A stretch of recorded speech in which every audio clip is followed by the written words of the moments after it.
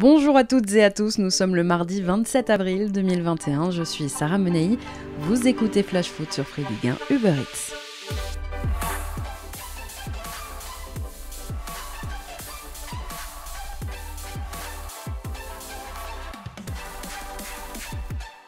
On est tellement concentré sur le sprint final très haletant en Ligue 1 qu'on en oublierait presque que le championnat n'a pas de diffuseur télé pour la saison prochaine. Pourtant, les négociations se poursuivent.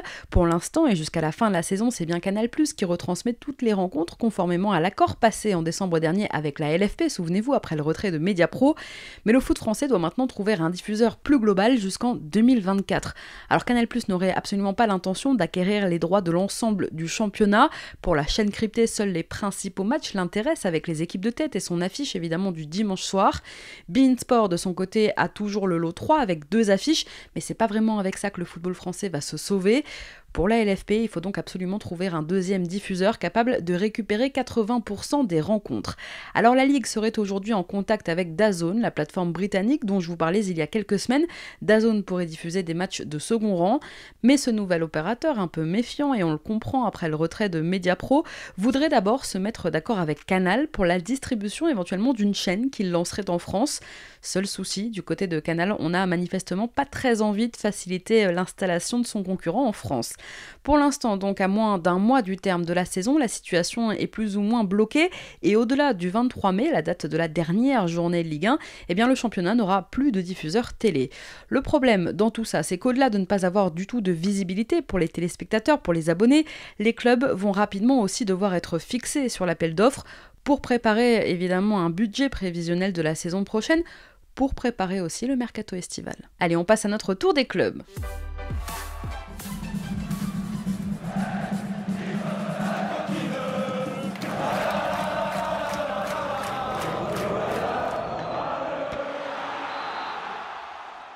On commence par Angers avec des nouvelles d'Angelo Fulgini. Touché au quadriceps et absent contre Monaco le week-end dernier, le milieu angevin reste incertain pour le déplacement du SCO à Lorient prévu dimanche prochain. Fulgini a bien repris l'entraînement individuel, mais ça risque d'être un peu court, a annoncé en début de semaine son entraîneur Stéphane Moulin. Et c'est un coup dur pour Angers parce qu'auteur de 8 buts toutes compétitions confondues, Angelo Fulgini s'est révélé comme un élément essentiel au SCO cette saison. Et puis initialement prévu le 7 avril dernier, l'audience de jugement au prud'homme dans le litige qui oppose le club à Olivier Piqueux, l'ancien directeur sportif du club licencié pour faute grave il y a tout juste un an, a été reprogrammée au 3 novembre prochain à la demande de l'avocat de Monsieur Piqueux, aujourd'hui, je vous le rappelle, président du Stade Malherbe de Caen. Enfin, sachez que des membres de l'état-major angevin seraient actuellement en Espagne pour préparer le mercato estival et discuter avec un entraîneur afin de préparer l'après-Moulin qui, je vous le rappelle, partira en fin de saison. À Bordeaux, maintenant, les intentions de rachat du club continuent de s'étoffer. Le président des Girondins, Frédéric Longuepée, aurait contacté par exemple la banque Rothschild afin de trouver d'éventuels repreneurs. Dans le même temps, 2 hommes d'affaires, Bruno Fievé et Pascal Rigaud, étudieraient eux aussi un projet de reprise en commun. Et puis un fonds d'investissement espagnol pourrait aussi entrer dans la danse. Bon, de toute façon, pendant quelques semaines, ça va être que ça. Les rumeurs concernant d'éventuels repreneurs vont s'enchaîner. En attendant, sportivement, déjà, les Girondins sont en danger. 16e au classement, à 5 petits points de la 18e place à 4 journées de la fin, pas sûr que Bordeaux arrive à se sauver. Après leur défaite face à Lorient dimanche dernier, leur 12e quand même en 13 matchs, les joueurs de Jean-Louis Gasset sont rentrés au Haillan, le centre d'entraînement des Girondins qui a été tagué par des supporters en colère. À Bordeaux, sur le terrain comme en dehors, la crise est partout. Alors que 4 journées restent encore à disputer, le DFCO, lui, est déjà en Ligue 2. Aujourd'hui, le club bourguignon et son président, Olivier Delcourt, sont déjà tournés vers l'avenir. Je le cite, monsieur Delcourt, l'objectif sera de remonter dans 3 ans. Il faut être réaliste. Avec David Linares et les joueurs qu'on va prendre, on aura envie de faire le mieux possible dès l'année prochaine. L'objectif est de reconstruire un bon groupe avec des joueurs qui connaissent le championnat de France, qui connaissent la Ligue 2, le national aussi. Sur le groupe de 26-27 joueurs, je pense qu'il en restera un tiers, un petit tiers. Il y a des joueurs qui veulent partir et nous aussi, nous souhaitons qu'ils partent. Voilà ce qu'a donc déclaré monsieur Delcourt cette semaine dans les colonnes du Bien Public. Olivier Delcourt qui est prêt donc pour le grand ménage estival. Dernière ligne droite en revanche pour le RC Lens, vainqueur au forceps de Nîmes dimanche dernier. Les Lensois vont se jeter vers une fin de championnat où ils joueront leur qualification européenne. Mais c'est un programme difficile quand même qui attend les joueurs de Francaise en cette fin de saison. Dès dimanche, ce sera Paris au Parc des Princes, puis Lille, Bordeaux et Monaco pour bien finir avec un espoir, celui d'offrir au club la 15e qualification européenne de son histoire, 14 ans après la dernière. Du côté du LOSC, je vous en parlais hier, Mike Maignan a les projecteurs braqués sur lui en cette fin de saison, convoité notamment par l'AC Milan. Si dans un premier temps les dirigeants milanais auraient souhaité conserver le jeune Gianluigi Donnarumma, les relations entre le club lombard et son gardien se seraient dégradées. Et dans l'histoire, tout ça ferait bien les affaires de Mike Maignan. Toujours pas d'accord donc entre Donnarumma et son club formateur, les choses traînent un peu, et à 22 ans, l'Italien pourrait bien s'apprêter à changer de cap. Alors pour éviter de se retrouver sans solution cet été, Maignan serait la piste privilégiée des Milanais. En attendant, la saison de Serie A n'est pas encore terminée. Si le titre semble quand même bel et bien perdu pour les Rossoneri, il reste encore une place en Ligue des Champions à aller chercher. Et en Ligue 1, Mike Maignan, lui, avec le LOSC, vise le titre. Lui aussi est très convoité, Terem Moffi, le Lorientais, en inscrivant 5 buts en une semaine, dont un triplé dimanche dernier face à Bordeaux. Moffi est l'une des bonnes pioches du dernier mercato estival en Ligue 1. Arrivé en provenance de Courtrai en Belgique, contre un chèque de 8 millions d'euros, Terem Moffi est l'un des grands artisans pour l'instant du redressement opéré par Lorient en 2021. Et cela ne passe évidemment pas inaperçu sur le marché. Aujourd'hui, le Borussia Dortmund serait à l'affût, mais il ne serait pas le seul club à se pencher sur Moffi. Si le Nigérian confirme lors des 4 dernières journées de Ligue 1, sa cote risque encore de grimper un peu plus. On continue notre tour des clubs avec l'actu lyonnaise dans un instant, mais avant ça, c'est l'heure de notre déclat du jour. Elle est signée Edouard Mendy. C'est mon cœur qui parle. Et vous avez un chef d'espoir qui fut notre retenue.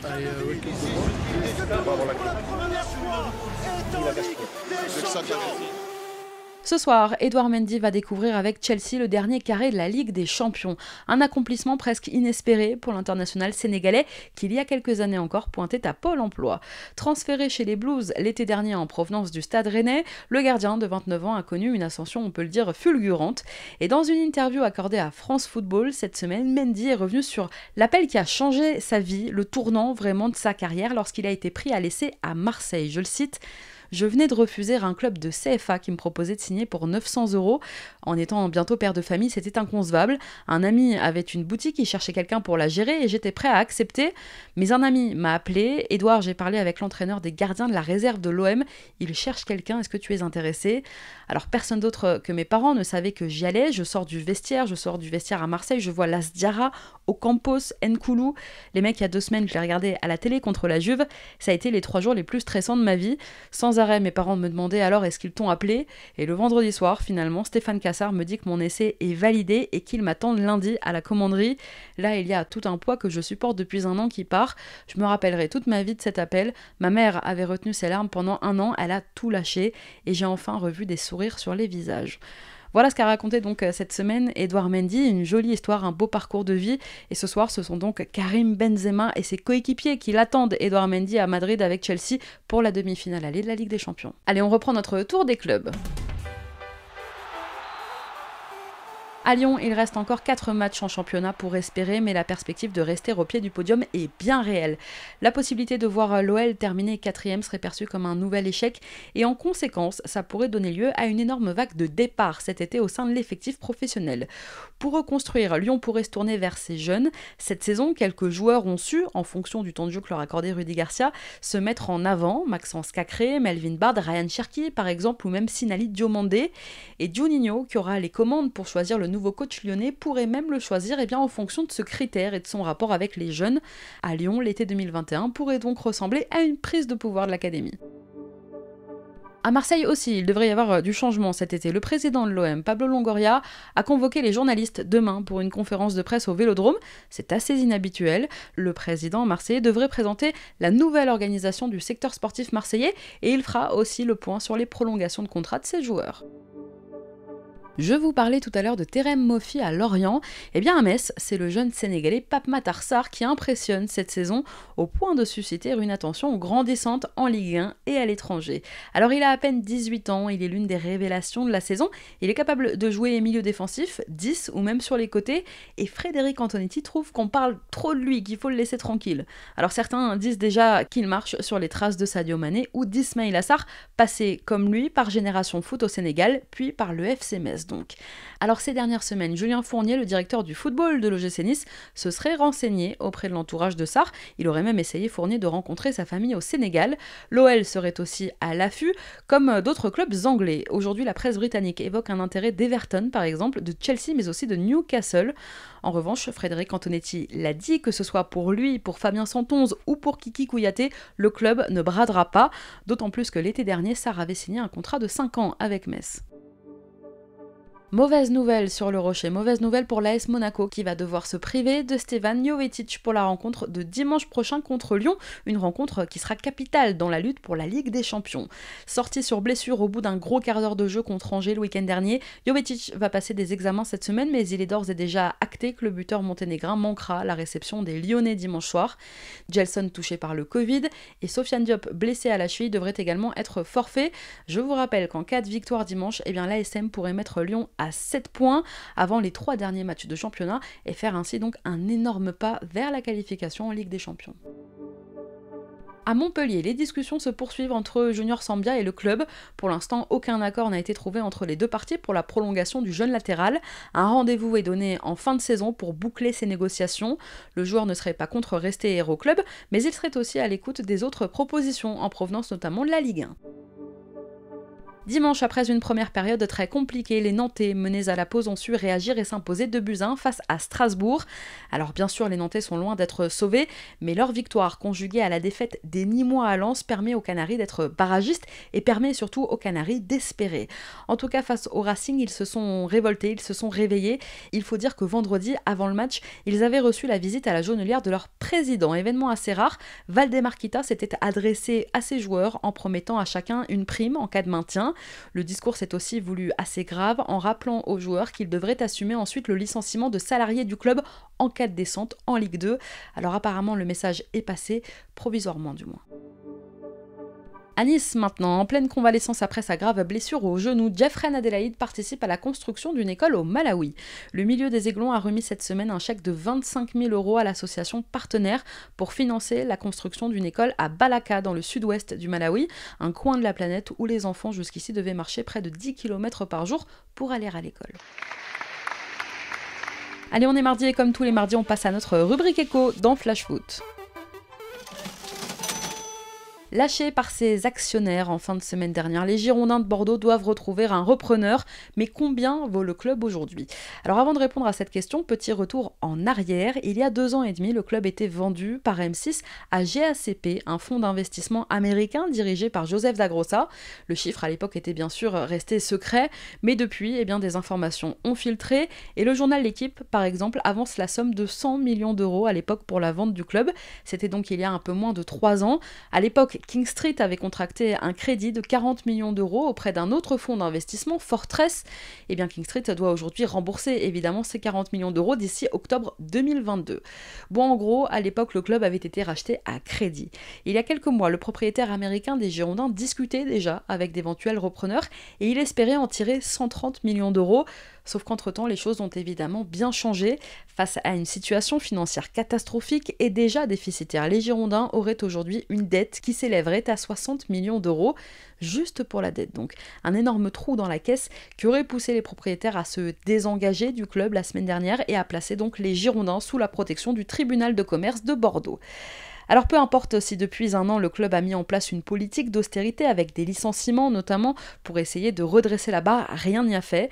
Les salaires des joueurs restent très élevés à Bordeaux, les tribunes restent-elles désespérément vides et surtout le business plan des Américains était en partie construit sur les droits TV. Ils se sont plantés et c'est en partie avec eux que King Street espérait récupérer son argent. Il n'en sera rien évidemment cette saison, Mediapro s'est désengagé et l'avenir des droits télé, j'en parlais tout à l'heure, reste très flou. Alors aujourd'hui le club ne coûte plus rien ou presque. Il Il n'y aura pour les futurs repreneurs que la dette finalement à gérer, mais un acheteur pourrait par exemple récupérer le club pour 40 ou 50 millions d'euros tout en conservant une petite dette de 10 ou 20 millions d'euros. Cette semaine, François Pinault, le propriétaire du Stade Rennais 4e, fortune française, fondateur du groupe Kering évidemment, et propriétaire aussi du prestigieux domaine viticole bordelais, le Château Latour, appelle les propriétaires des grands vins à s'unir pour reprendre les Girondins de Bordeaux. Dans une lettre ouverte, Monsieur Pinault, qui s'émeut de la situation bordelaise, a lancé un appel à ses collègues propriétaires de grands crus bordelais. Lui ne peut évidemment pas reprendre le club étant actionnaire unique du Stade Rennais, mais son appel est déjà une jolie initiative. Alors attention, juridiquement, le club Bordeaux n'est pas encore à vendre. Le mandat ad hoc est une procédure de négociation entre King Street et ses créanciers qui avaient donc prêté près de 40 millions d'euros. Cette procédure doit permettre aux propriétaires des Girondins de minimiser leurs pertes, de négocier évidemment sur les taux de remboursement et sur la durée du prêt.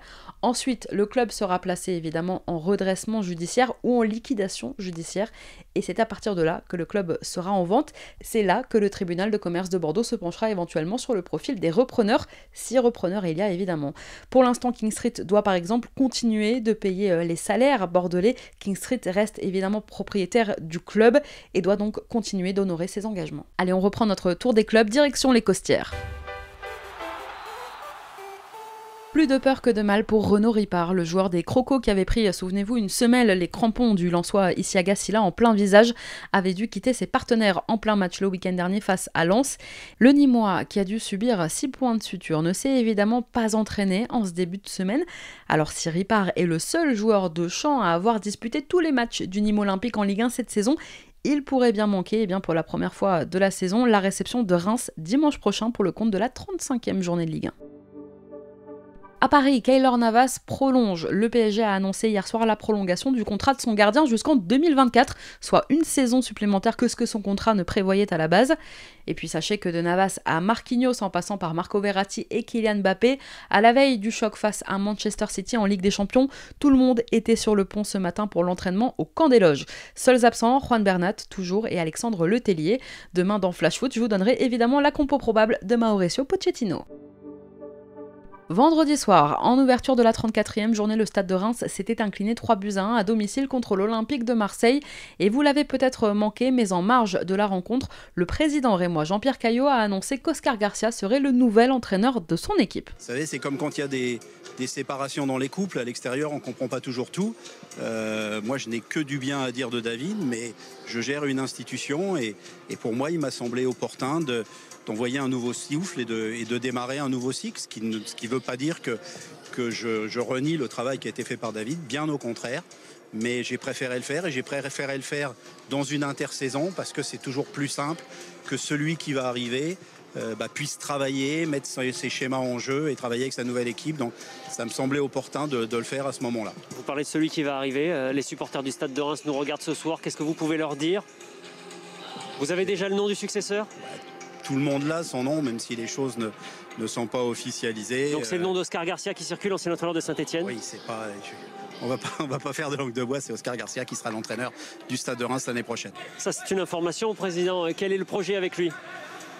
Le projet, c'est de continuer à développer l'institution avec notre recrutement de joueurs internationaux. Encore une fois, c'est pas un problème, il n'y a pas de problème de personne, il n'y a pas de problème de travail avec le staff actuel. C'est juste qu'on va démarrer un nouveau cycle et qu'on souhaite le démarrer avec quelqu'un qui a une vision peut-être un petit peu plus internationale. C'est peut-être la seule variante qu'il peut y avoir avec David aujourd'hui. Arrivé il y a 4 ans sur le banc de l'équipe première, David Guillon, qui avait fait monter le club en Ligue 1, va donc quitter Reims à l'issue de la saison. 4 ans après son premier passage en France, à l'AS Saint-Etienne où il avait remplacé Christophe Galtier sur le banc, et quelques mois après son départ du Celta Vigo en Espagne, c'est donc Oscar Garcia qui retrouve un banc de touche. À Rennes, les hommages se multiplient chez les supporters mais aussi chez les anciens joueurs du Stade Rennais depuis l'annonce du décès dimanche d'Annie, une fervente supportrice des Rouges et Noirs, fidèle soutien du Stade Rennais à laquelle Romain Danzé, Wesley Saïd ou encore Chris Mavinga ont tenu à rendre hommage. Elle était devenue au fil des années un visage incontournable des tribunes rennaises, une figure emblématique. Elle allait au centre d'entraînement à la Piverdière pour voir les joueurs, elle parcourait tous les stades de France et d'Europe pour suivre le Stade Rennais, une passionnée qui aimait le club que l'équipe gagne ou perde. Nous adressons aujourd'hui évidemment toutes nos condoléances à la famille d'Annie et à tous ceux qui l'aimaient.